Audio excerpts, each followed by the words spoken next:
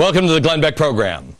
Now, it doesn't surprise me at all that President Obama has agreed to spend at least $100 billion that we don't have to extend unemployment benefits for 13 more months because I, and if you watch this program, know about Cloward and Piven. You know it, and I know it. Collapse the system by overloading the welfare rolls.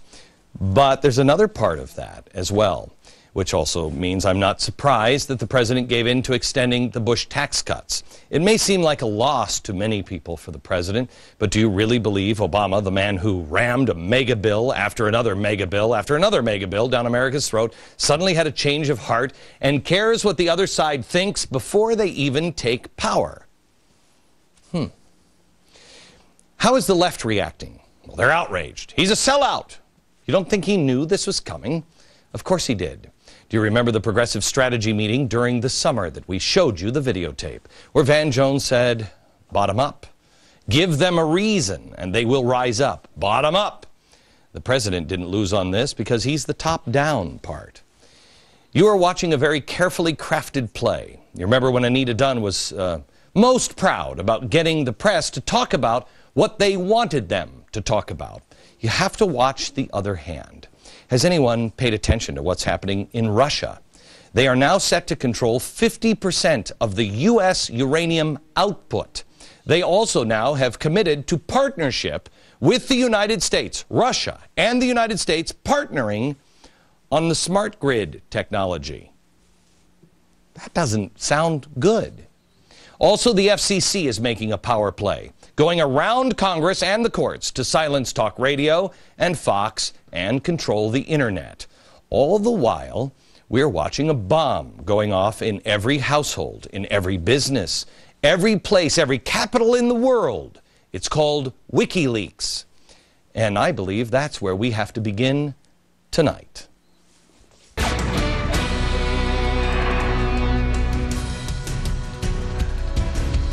Hello, America. I want to ask you who the most feared person in the world is right now. Feared by people in power. The man behind the WikiLeaks drama being played out in real life. His name is Julian Assange.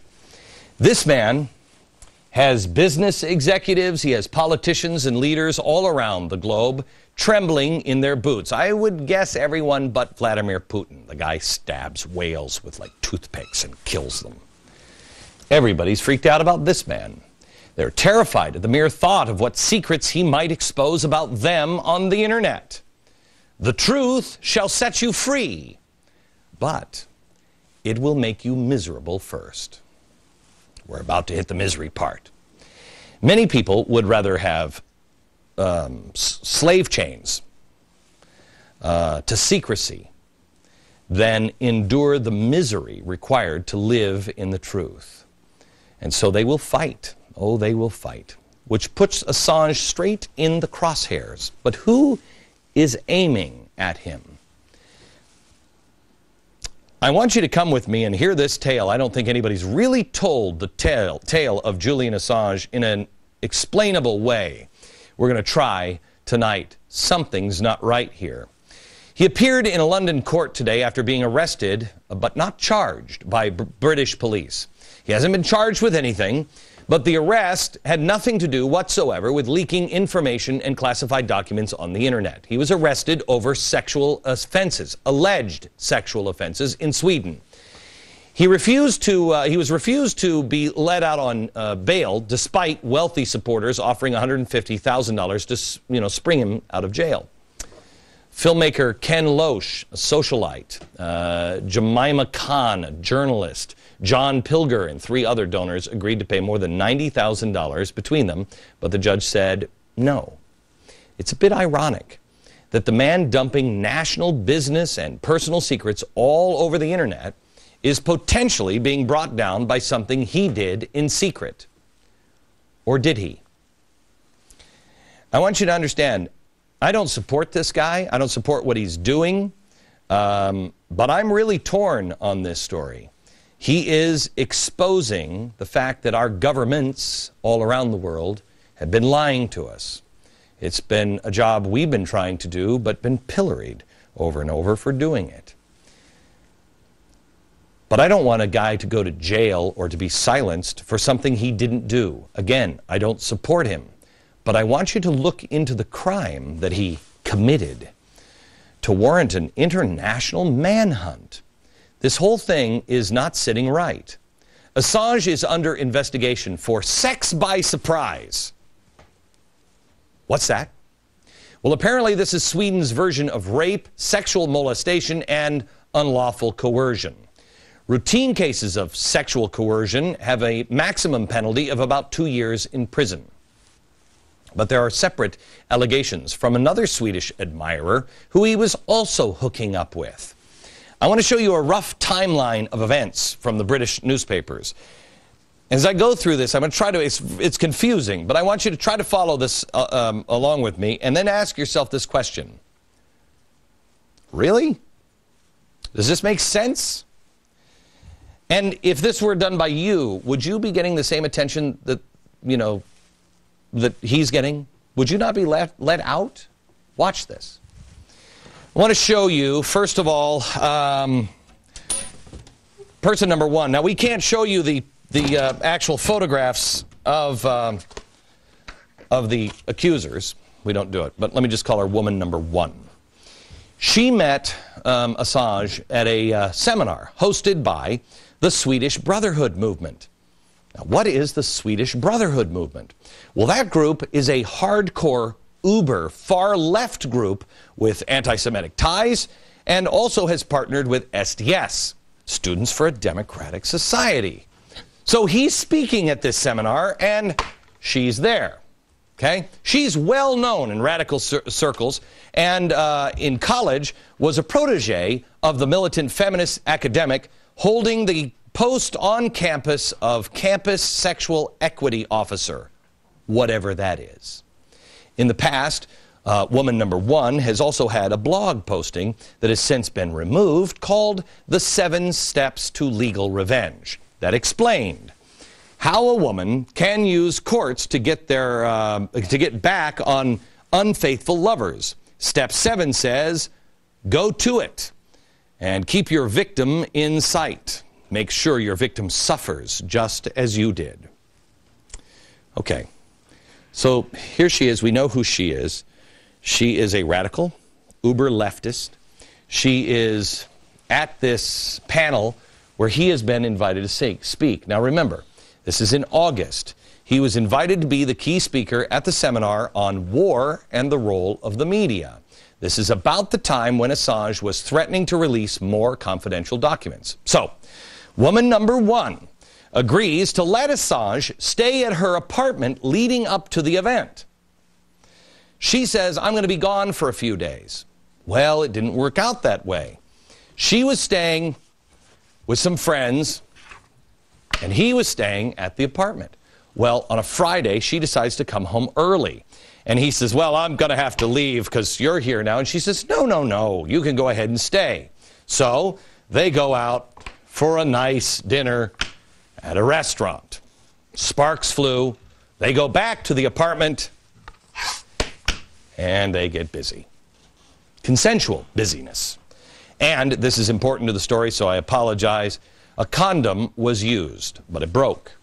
Both agree that it was consensual and that the condom broke. That's important. Now, she claims that she was raped. Really? Because it doesn't show here. And here's why I say that. Because the very next evening, she put together a party in honor of him at the apartment that was held after the seminar. Got it? The next day, Assange speaks at the seminar. Now, there's a video of this event, and it was made available by Vaken.se. That's a Swedish network of independent alternative media reporters. The crowd and the journalists were made up primarily of leftist Swedes who were sympathetic to WikiLeaks.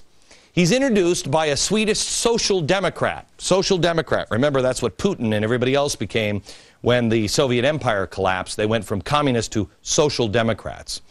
He's introduced by a guy who's a social democrat who defended the actions of WikiLeaks as upholding international law. So he's surrounded by friends. Assange gives his speech and everything went as planned. Well, almost. there's one person there that he couldn't miss. One attractive, young, adoring female fan who sat right in the front row caught his eye during the seminar. We found this photo from the Daily Mail. We have blurred her face out, but here she is. Here's the seminar, and here she is. Now, remember, he's at the seminar with woman number one, staying at woman number one's house, and he sees woman number two at the seminar. Now, apparently, she attended the seminar because she was a fan of Assange. I mean, what 20-something wouldn't be just an uber fan of Julian Assange? He's famous, he's rich, he's good-looking. Okay, he's famous, kinda. I mean, 1 out of 3 ain't bad. Actually, it's pretty terrible. But this is woman number 2. And here's where things get a little murky. There are conflicting sources here, but woman number 2 is allegedly hanging around after the speech by the stage trying to catch his eye. And they do. Well, unfortunately, they don't really talk, but these two start to talk. They start to chat, woman number 1 and woman number 2. I mean, what are the odds? Woman number 1 introduces woman number 2 to Assange and says, hey, you really should meet her. Even though we just had sex, you should meet her. Well, they end up hanging out in a group setting. After some flirting, Assange and woman number 2 make a breakthrough, and they go to a movie together, leaving woman number 1 here. This guy's a player. He must be really good because, again, sparks fly. And Assange says, you are hot, you're great, we should continue this, but I've got to run over to woman number 1's house because she's throwing a party for me. Hosted by the woman he slept with the night before, woman number 1. So woman number 2 is left at the movie theater. And like any good dirtbag, he promises to contact woman number 2 real soon and heads off to the party, woman number 1's house. Remember, woman number 1 supposedly had been raped the night before, but here she is organizing a party in his honor. Now, who hasn't thrown a party for the guy who just raped you? But she had such a good time that evening that she tweeted during the party, quote,